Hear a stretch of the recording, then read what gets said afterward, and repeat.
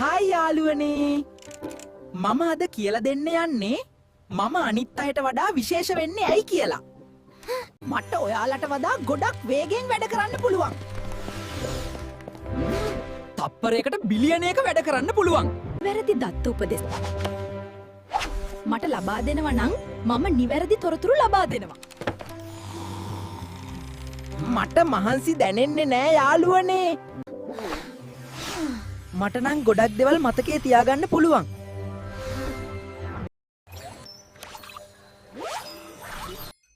මට මිනිස්සුන්ට වගේ තනියෙන් තිරණ ගන්න බෑ. ඕනම ක්‍රියාවලියකට අදාළව ආදානය එකයි නම් ප්‍රතිදානයත් එකයි.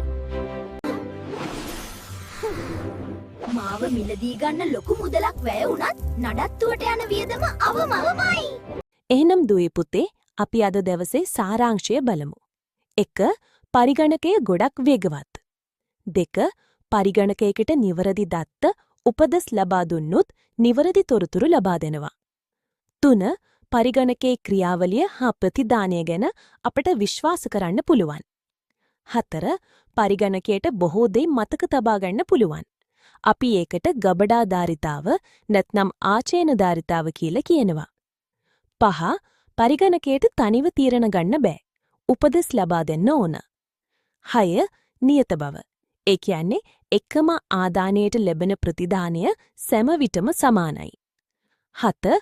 පිරිවැය අවමයි. මිලදී ගන්න ලොකු මුදලක් වැය වුණත් නඩත්තු වියදම අඩුයි. අපි තවත් පාඩමකින් නැවත හමුවෙමු. මේ වගේ තවත් පාඩම් ඉගෙන ගන්න මේ පහලින් තියෙන පේජ් එක ෆලෝ කරන්න.